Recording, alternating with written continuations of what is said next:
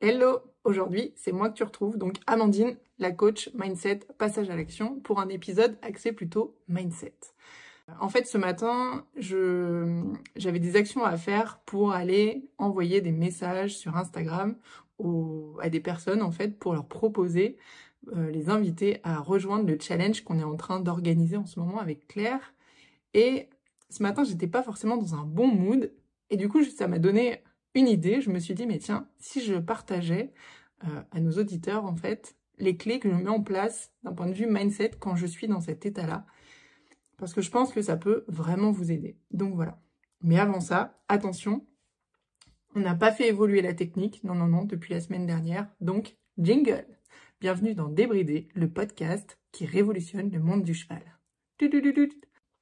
Alors, donc aujourd'hui, je vais vous partager 3 clés plus une d'un point de vue mindset, puisque, eh bien, donc, comme je vous le disais, ce matin, je me suis levée, j'étais pas forcément dans un bon mood, alors j'avais une énergie plutôt basse. Alors oui, pour les gens qui me connaissent et qui ont l'impression que j'ai toujours une énergie très haute, eh bien non, il y a des jours aussi où je suis dans une énergie plus basse.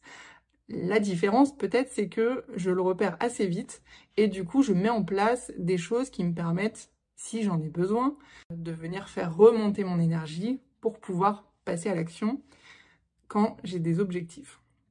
La première clé, c'est justement de checker son énergie. Pour ça, je pense que c'est important régulièrement dans la journée, en fait, de faire une sorte d'arrêt sur image et de se dire, ok, là vraiment, à l'instant T, comment je me sens? Comment est mon énergie? Quelles sont mes pensées? Vers quoi sont orientées mes pensées? Au niveau émotionnel, comment je suis?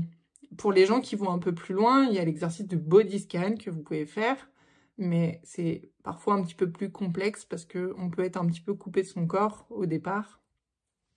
Donc voilà, un exercice tout simple, c'est juste de prendre un peu de hauteur, et c'est exactement ce que j'ai fait ce matin quand j'ai senti que j'étais pas au top, mais que j'avais ces actions à mener. Il était tôt, il était 5 heures, et je me suis dit, bon, Amandine, là, aujourd'hui, ton énergie, elle est pas au top. Je devais me situer à 3 sur 10 à peu près en termes d'énergie.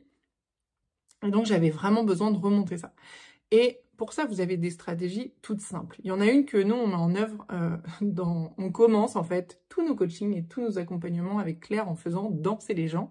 Donc si vous nous avez déjà suivis ou si vous avez déjà assisté à un événement avec Claire ou avec nous, eh bien vous savez que la danse fait partie du jeu. Voilà. Et donc, eh bien, ce matin, par exemple, je m'en suis servie encore une fois. C'est-à-dire que j'ai trouvé une musique qui me mettait vraiment en énergie. Et je me suis mise à danser dans mon salon à 5 heures du mat avec mes écouteurs pour faire monter l'énergie et pour trouver finalement ce courage de passer à l'action. Parce que c'est ça qui nous intéresse. Quand c'est comme ça, il y a d'autres solutions. Vous n'êtes pas obligé de danser. Et puis, vous pouvez danser même si vous êtes un piètre danseur. Puisque je peux vous dire que si vous me voyez danser, vous verrez que je suis pas prête d'aller faire danse avec les stars. Mais du coup, il y a d'autres solutions. Moi, selon les jours, parfois, j'ai besoin de venir me reconnecter à de la gratitude. Parfois, je vais faire des exercices d'écriture. Voilà, j'ai différentes solutions pour faire monter mon énergie. Ce que j'ai fait aussi ce matin, c'est que quand j'ai déposé ma fille à l'école, ensuite, je suis allée courir un petit peu. Je n'avais pas fait de sport cette semaine parce qu'on a eu une grosse semaine très chargée avec l'organisation de cet événement qui est un des 4 gros événements qu'on va organiser cette année. Donc autant vous dire que c'est beaucoup de boulot, c'est une charge mentale importante et j'ai pas pris le temps en fait cette semaine, et ce matin je l'ai payé. Donc eh bien j'ai fait un break à 8h30 et je suis allée courir, et d'ailleurs ça m'a fait le plus grand bien puisque c'est en allant courir que j'ai eu l'idée de ce podcast où je me suis dit mais tiens Amandine, ce que tu vis là, en fait il faut que ça serve à d'autres. Donc voilà, c'est comme ça que je me retrouve à vous partager ça. Ensuite, autre clé, c'est le fait de rester focus. C'est de savoir sur quoi vous allez porter votre attention. Parce que, eh bien, des fois, on peut être tenté, en fait, de s'éparpiller, de faire plein de choses en même temps. Typiquement, ce matin, si je m'étais pas observée, si j'avais pas observé mes pensées, je me serais laissée distraire. J'aurais fait certainement plein d'autres choses que celles que j'avais à faire réellement. Et donc, j'aurais fait des choses qui, finalement, m'éloignaient de mon objectif.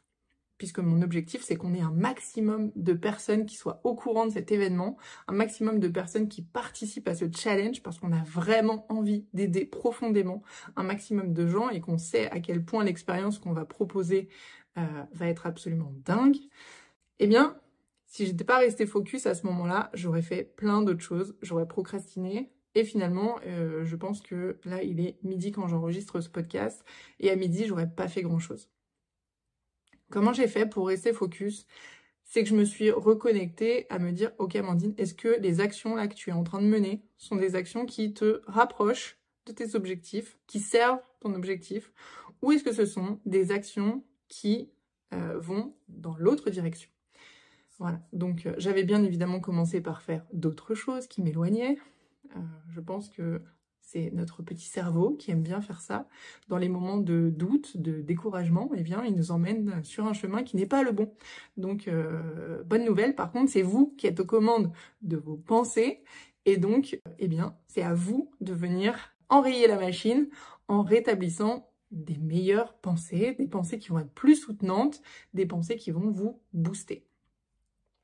Donc, à ce moment-là, eh bien, vous pouvez vraiment reporter le focus sur pourquoi vous faites ce que vous êtes en train de faire ou pourquoi vous avez à faire les actions que vous êtes en train de procrastiner.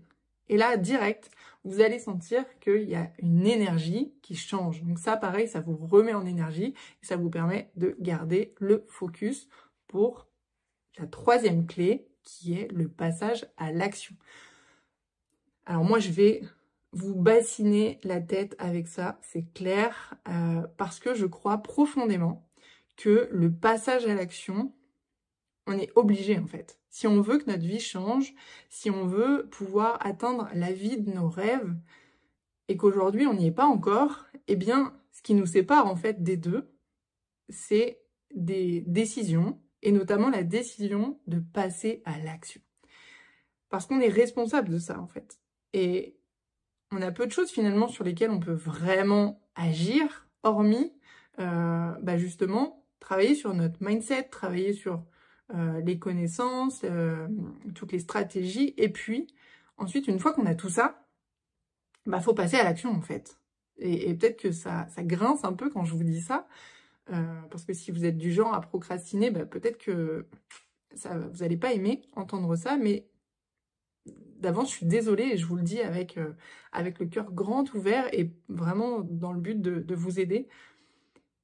Posez-vous la question, dans ces 24 dernières heures, dans ces 48 dernières heures, allez, dans cette dernière semaine, quelles sont toutes les actions que vous avez menées qui vraiment servaient à aller vendre, qui vraiment servaient à aller vous montrer, à aller proposer ce que vous avez de plus beau finalement. Pour ça, je crois que ce qui peut aider à passer à l'action, c'est déjà de ne pas être focus sur l'objectif en lui-même. Typiquement, sinon on est focus sur l'objectif du nombre d'inscrits qu'on veut, on est vite découragé. Parce que forcément, ça va jamais assez vite, c'est jamais comme on veut, on a des galères. Et donc à ce moment-là, c'est vraiment de vous focaliser sur le chemin que vous êtes en train d'emprunter et en quoi ce chemin, il vous fait grandir. Qu'est-ce qui vous apporte ce chemin? Et une fois que vous vous reconnectez à ça, c'est un pas après l'autre. Quelle action? Quelle est la plus petite action?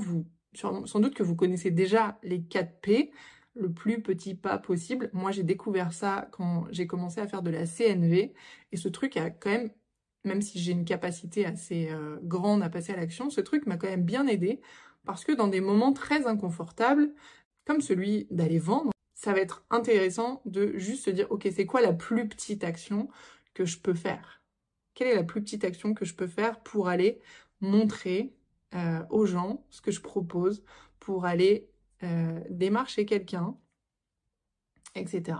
Et ces actions, faites-les toujours avec votre cœur et pas avec la peur, pas avec tout ça. Il faut qu'elle soit dictée par votre cœur, en fait. Voilà. Et puis, une fois que vous mettez une fois que vous avez ces trois piliers, on va dire, un peu mindset, il y en a plein d'autres hein, que je pourrais rajouter, mais là aujourd'hui, c'est ceux qui m'ont aidé moi ce matin en fait à me reconnecter. Et du coup, c'est ceux-là que j'ai envie de vous partager et que je pense qu'ils peuvent vous aider. Et puis le dernier point, c'est vraiment que la vente, en fait, ça s'apprend, c'est une compétence. Il n'y a pas de moi je suis commercial dans l'âme ou je le suis pas. Je peux vous dire que moi, je pense que je me croyais la plus mauvaise commerciale au monde, sachant qu'en plus, je n'ai jamais eu à vendre avant d'être entrepreneur, puisque dans ma première vie pro, je suis kiné. Donc kiné, ça veut dire que les gens viennent me voir avec une ordonnance du médecin, ils sont remboursés par la sécurité sociale, donc grosso modo, ils n'ont rien à payer de leur poche. Autant vous dire que je n'avais rien à vendre finalement.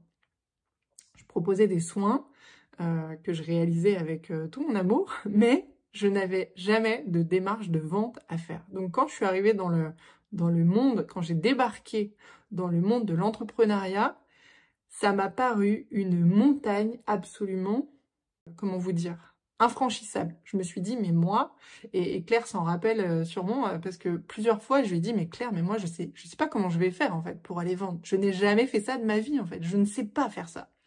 Et la rencontre avec Claire, elle a quand même clairement tout changé, puisque, déjà, moi, j'avais vraiment l'image des vendeurs, vous voyez, le vendeur de tapis, quoi. Le mec qui est capable de vous vendre un truc dont vous avez même pas besoin.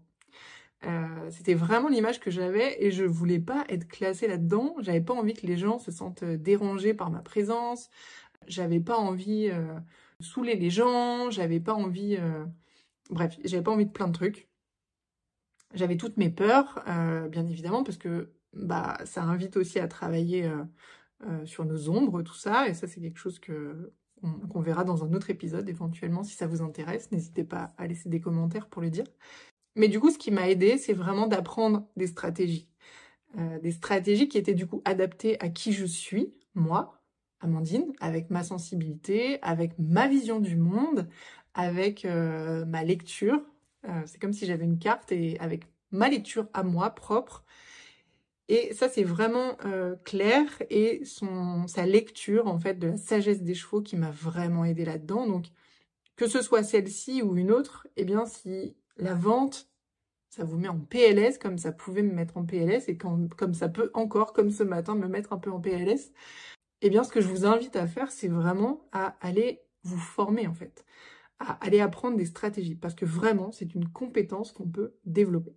J'en arrive à la fin des 4 points qui me paraissaient importants à vous partager et qui, en tout cas, m'ont servi ce matin. Donc, j'espère que vous aussi, ils vous serviront si jamais vous êtes un peu en PLS face à des actions de vente que vous avez à mener. Et puis, je voulais terminer cet épisode en vous lisant les mots que Claire a envoyés dans une newsletter mercredi. Donc, si vous êtes abonné à la newsletter, vous l'avez sans doute reçu. Mais peut-être que de l'entendre, ça peut résonner différemment. Pourquoi j'ai envie de vous la lire? Parce que cette lettre, en fait, c'était à la base pas destiné forcément à devenir une newsletter.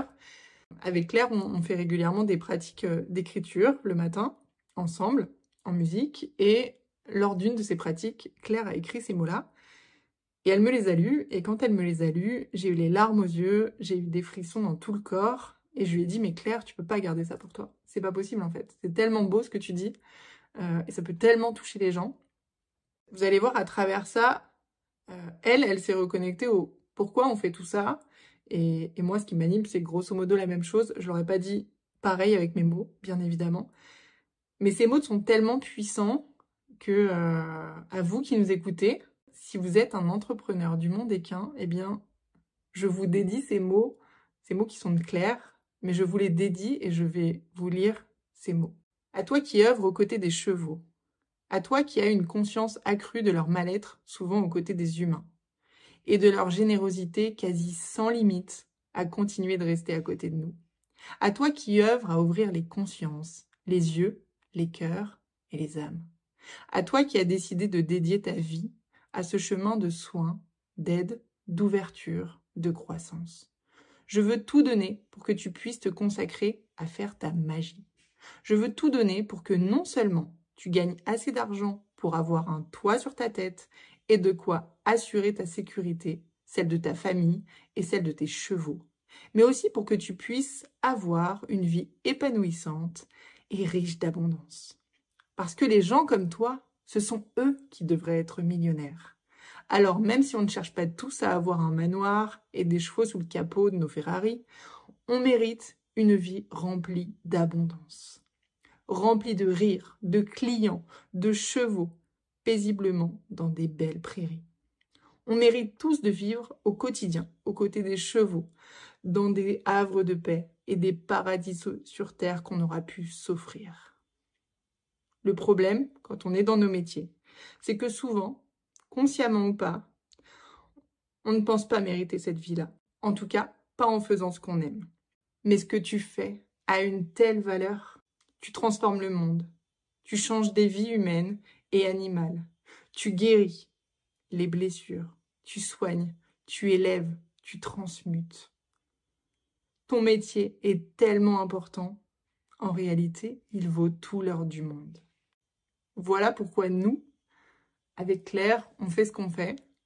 Et c'est notamment pour ça qu'on organise en fait du 19 au 23 février, pour ceux qui ne sont pas encore au courant. Bon, a priori, on le diffuse partout, donc j'imagine que vous êtes déjà au courant. Mais si ce n'est pas le cas, on organise un challenge pour se réconcilier avec la vente en s'inspirant de la sagesse des chevaux, pour permettre à chaque entrepreneur, en 4 jours de challenge, de se réconcilier avec la vente, de gagner en confiance en lui sur la capacité que c'est possible de vivre la vie de ses rêves, en fait, de vivre de sa passion, et voire même peut-être montrer que c'est possible de prendre du plaisir à aller vendre quand on est connecté vraiment profondément aux gens, qu'on est profondément connecté à son cœur. Voilà, donc si jamais c'est pas déjà fait et que tu as envie de t'inscrire, eh bien le lien va être mis juste sous la description. En attendant, je te souhaite une très belle semaine et je te dis à la semaine prochaine, très certainement en compagnie de Claire. À très bientôt!